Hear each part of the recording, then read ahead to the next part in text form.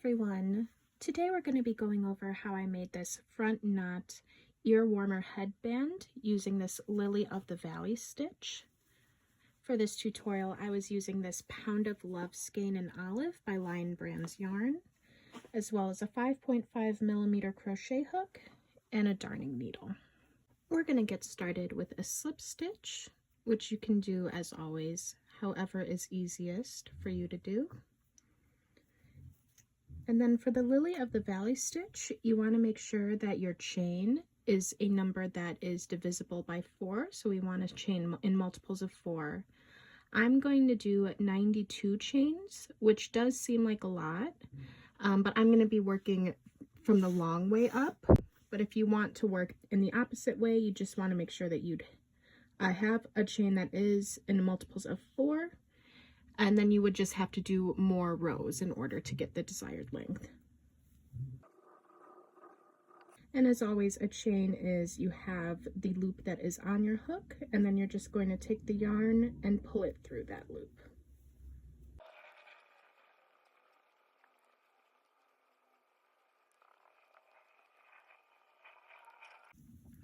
All right, so that is a chain of 92. So the reason too that we're chaining so much is that in order to make a headband shape, we would want to be working with a rectangle that is about, let's say, 20 to 22 inches. So this right now is 22 inches, which of course is 56 centimeters. So you just want to make sure that it is big enough so that your final project, when you go to make the headband, isn't going to be too tight or too loose for the head. So we can go ahead and get started on the first row here. So we're going to do 3 double crochets, and we're going to do that in the 4th stitch from the loop that is on your hook, the 4th chain. So we have 1, 2, 3, 4. And a double crochet again, just as a refresher. You yarn over, insert your hook into that chain, you pull up a loop from the yarn that's in the back, yarn over, pull through 2, yarn over, pull through 2. So then in that same exact chain, we're going to put 2 more double crochets.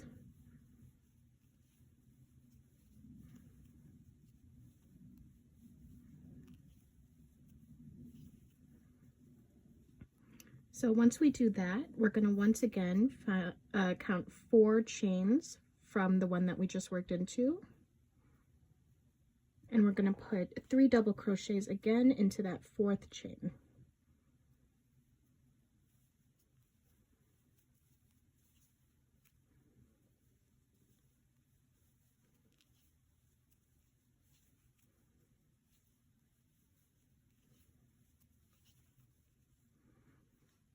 And then we'll do another cluster together again. We're going to count 1, 2, 3, 4 chains. And we're going to put 3 double crochets into that chain.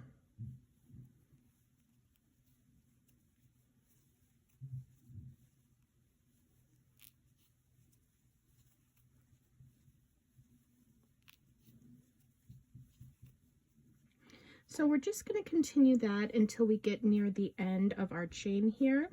So it's going to be every 4 chains, we're going to work 3 double crochets, and I'll meet you towards the end and we can finish together.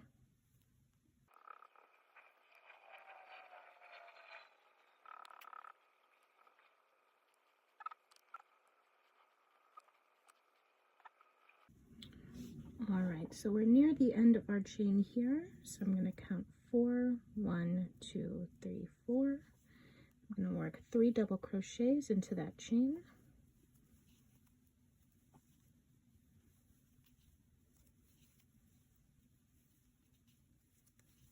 Then I'm going to count 4 again. 1, 2, 3, 4. And then I'm going to work 2 double crochets into that chain instead of 3. And that's how you're going to end each row.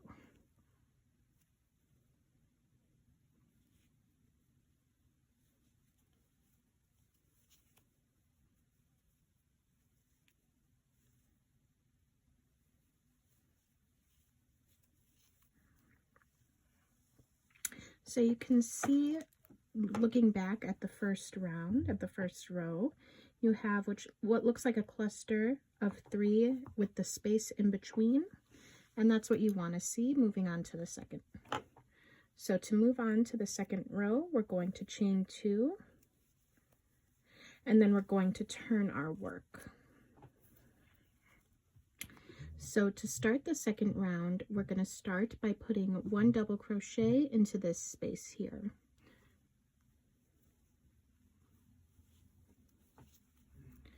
And then instead of working into that space again, we're going to find the middle chain. So there should be 3 chains beneath you, beneath that space. And we're going to work a double crochet into that middle chain.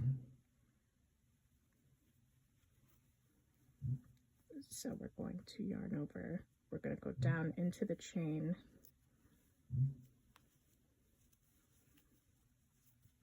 And then for the third stitch here, we're going to work again into this space. So we're going to work between this chain that's pulled up here and between the first of the 3 that's next to it.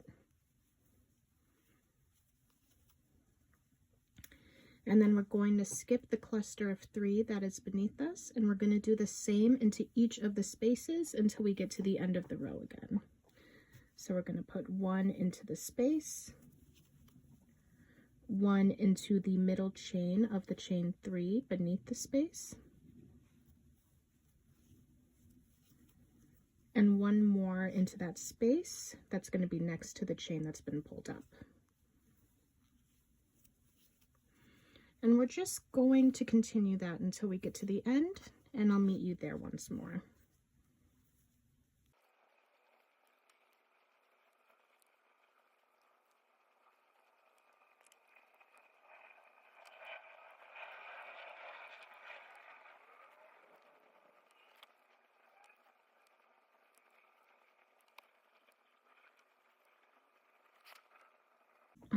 So we're at the end of our first row here, on the end of the second row, working into the first row. So we're going to yarn over, insert, do a double crochet there. Then we're going to do a double crochet into the middle chain down at the bottom.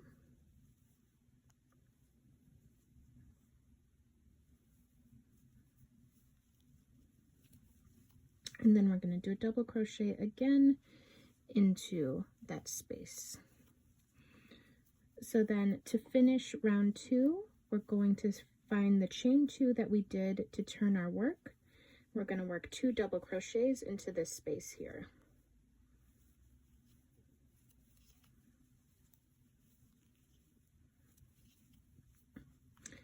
And then we're going to, once again, in order to turn, we're going to chain 2. And then we can get started on row 3. Okay, so as you can see, even though we started with those 92 chains to get the desired length, it works up pretty quickly because we're not actually working into all 92 chains. So each round, as opposed to if you were working just say a normal double crochet and you'd have to do 92 stitches across, each round works up much more quickly. So to start this round again, we're going to do a double crochet into this space. And then we have the 3 double crochets that are beneath the space. So we're going to work a double crochet into the middle double crochet as opposed to the chain that we did for the round prior. And then we're going to work the 3rd double crochet into the space again. So you can see that it pulled up this double crochet down here when we put this last one in. So we're going to work in here. So it is the same idea as the previous round, but instead of working into the chain beneath, we're working into the double crochet beneath. So it's a little bit easier. So we're just going to do that again until we get to the end. And in the end again, we're going to work into the chain 2 space, and we're going to put 2 double crochets. So we can meet again, once again at the end.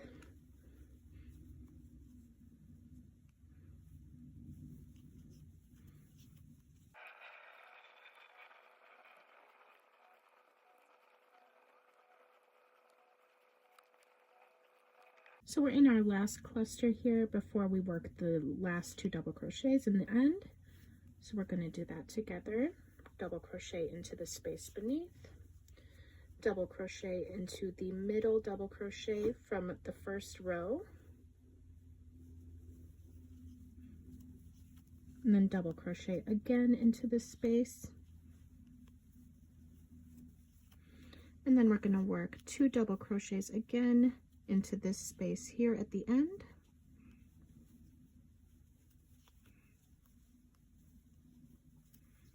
And then we're going to chain 2, 1 and 2, and then turn our work. So you would just keep working the same thing that we've done for the last round until you reach your desired width for the headband. So it would be, once again, double crochet into the middle stitch that is beneath you, double crochet again into that space until you reach the end, and then it would be 2 double crochets, chain 2 and turn. So if you need to go back, you can use the timestamps below to get to the space if you need any refreshers. But if not, I'm just going to keep going until I've reached my desired width for the headband, and then I'll meet you. So we're about at the end of my project here. We just have these last 2 spaces that I'm going to do together with you. So starting with a double crochet into that space, a double crochet into the second double crochet beneath me, and another double crochet into that space, and then finishing up with 2 double crochets into this space here,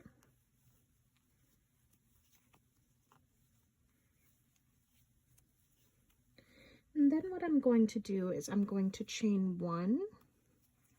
I'm going to grab my scissors and I'm going to cut off a tail, which I'm going to keep fairly long because we're going to use it to make the knotted portion of our headband.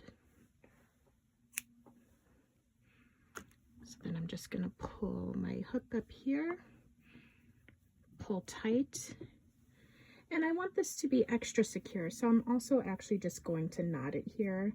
Though of course you don't need to knot your project. So right now you can see the Lily of the Valley pattern now that there are multiple rows. This is about 13 rows and it's measuring around 4 inches or a little over 10 centimeters. So what we're going to do now that we've cut off and we've left this tail here is we're going to take the 2 ends, so of the short end of our project, and then we're going to put them together like this. So we're going to line these up in the middle here, and then we're going to take this end here and this end here,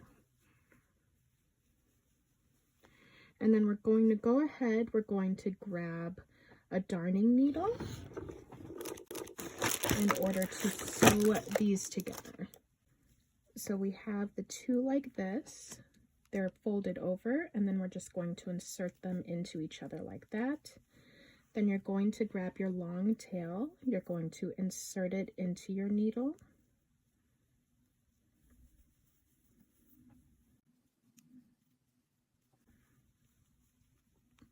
and then what you're going to do is you're going to work your needle through each of the folded over pieces.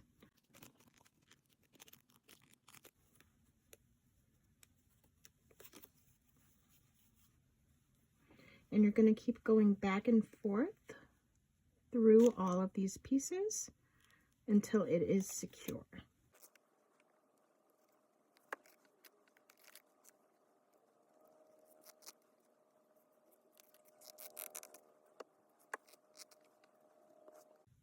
So what I'm going to do now that I'm at the corner here at the end is I'm actually going to work back just because I want to attach this longer tail over to this one so that we can tie it off.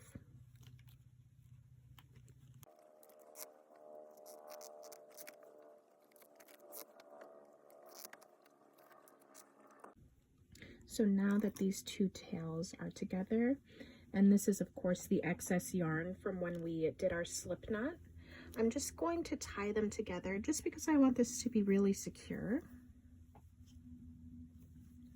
So I'm going to tie it together a couple of times. And then I'm going to go ahead, I'm going to snip off the excess with my scissors again. So then you can go ahead, you could weave in these ends on the inside here just so that they're not visible. And then if we take the headband and we turn it the other way, you can see the little detail there. But this is our finished project. Please let me know, as always, if you have any questions in the comments down below, or if there are any tutorials that you'd like to see for the future. Thank you.